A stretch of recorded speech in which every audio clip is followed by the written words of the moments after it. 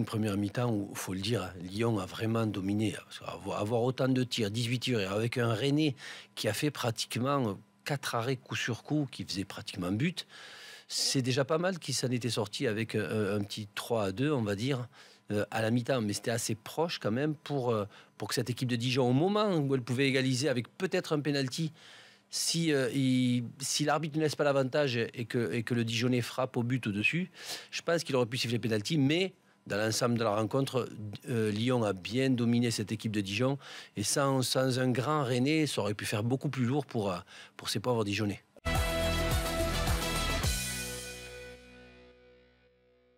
Sur la première mi-temps, les 20 premières minutes, Lyon a archi dominé le match.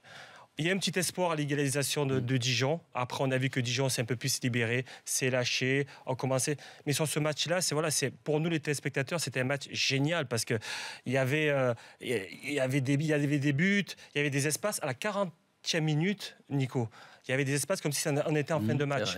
Il y avait des boulevards, Fekir qui part en contre, tout ça. C'est souvent le cas avec Dijon d'ailleurs. Hein, c'est vrai. Alors, ils ont une défense qui est assez perméable. Et Lyon. Ouais. Lyon aussi, ils ont un Lyon, problème. Ça attaque bien en ce moment. Ah oui, parce que la défense, elle s'effrite facilement.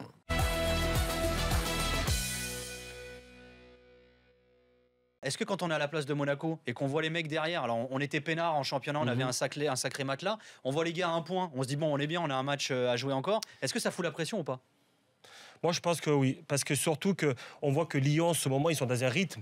Lyon, ils sont dans un rythme depuis leur victoire à Marseille au Vélodrome. 8 matchs en défaite en Ligue 1. Lyon, ils sont dans un rythme vraiment de haut de classement. Et voilà, je pense que ce match-là, c'était le déclic pour eux. La victoire à Marseille a été le déclic.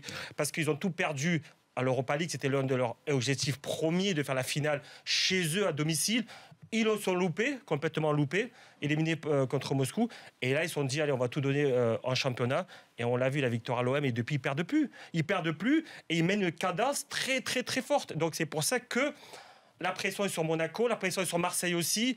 Et voilà, le premier qui va faire un faux pas, malheureusement, il sera hors course. Non, c'est surtout que le problème de Marseille, c'est qu'ils ont ces fameux 2 matchs au milieu qui sont très importants et qui ne peuvent pas, Rudy Garcia, de faire autant tourner qu'il a envie. Qui plus est, en championnat, il ne peut pas non plus tourner autant. Il arrive à changer 1 ou 2 éléments près qui s'équivaut, mais ça ne va pas être évident pour Marseille. Monaco, c'est pas compliqué, il faut qu'ils enchaînent.